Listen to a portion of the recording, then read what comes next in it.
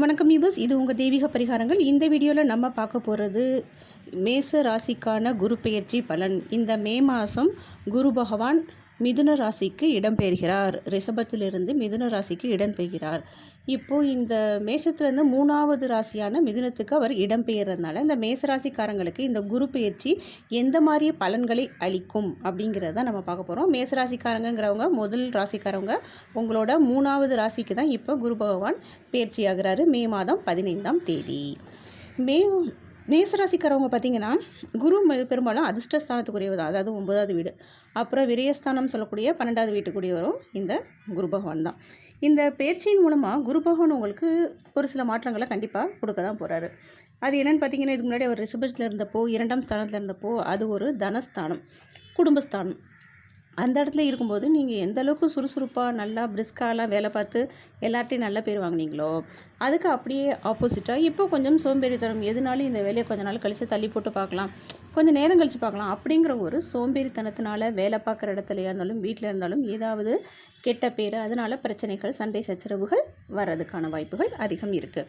So நீங்கள் கொஞ்சம் உங்களோட சோம்பல்தனத்தை குறைச்சிக்கிட்டு கொஞ்சம் பிரிஸ்காக ஒர்க் பண்ண பழகிறது நல்லது.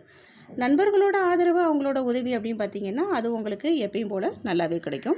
ஆனால் வேலை பார்க்குற இடத்துல எந்த பிரச்சனையும் வந்தாலும் வாயை திறக்காமல் அந்த பிரச்சனைகளை சுமூகமாக கொண்டு போய் முடிக்கிறது நல்லது.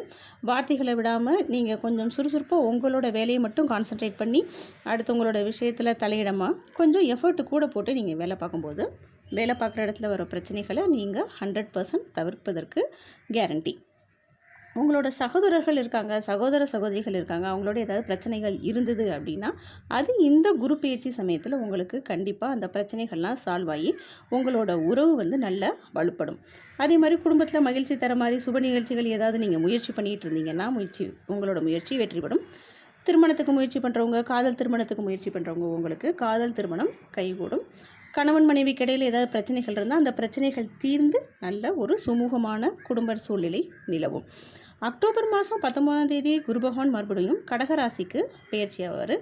அந்த சமயத்தில் இன்னும் கொஞ்சம் நீங்கள் மெனக்கடணும் மீன்ஸ் கொஞ்சம் இன்னும் சுதாரிப்பாக நீங்கள் நடந்து கொள்ள வேண்டிய காலம் அது. உங்களோட சொசைட்டியில் உங்களோட மதிப்பு பார்த்திங்கன்னா பிஸ்னஸ் இதெல்லாம் நல்லா டெவலப் ஆகும்.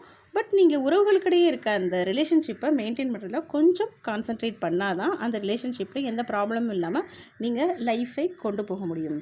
இப்போ கடகராசிக்கு போகிறதுனால குடும்பத்தில் ஏதாவது சுப நிகழ்ச்சி நடக்கிறதுக்கு வாய்ப்பு இருக்குன்னு சொன்னோம்.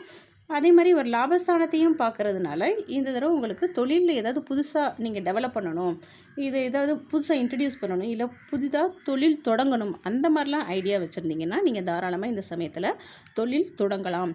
இருக்கிறத டெவலப் பண்ணணும்னா பண்ணலாம்.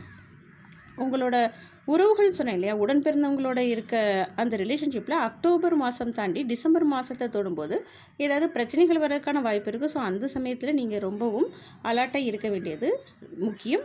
மற்றபடி உங்களுக்கு ரொம்ப பயப்பட வேண்டிய அவசியம் கிடையாது. எப்பயுமே நம்ம உறவுகளுக்கு இடையில் இருக்க ரிலேஷன்ஷிப்பை மெயின்டைன் பண்ணுறதுக்கு விட்டு கொடுத்து போகிறது உண்மை தான். அதை இன்னும் கொஞ்சம் தெளிவாக நீங்கள் வார்த்தைகளை விடாமல் கொண்டு போனீங்கன்னா உங்களோட குடும்பத்தில் பெற்றோரோடாகட்டும், கூட பிறந்தவங்களோடாகட்டும், மனைவியோடாகட்டும் அது உங்களுக்கு வார்த்தைகளை அதிகம் பேசாமல் விட்டு கொடுத்து போவது நல்ல இணக்கமான குடும்ப சூழ்நிலைக்கு வழிவகுக்கும்.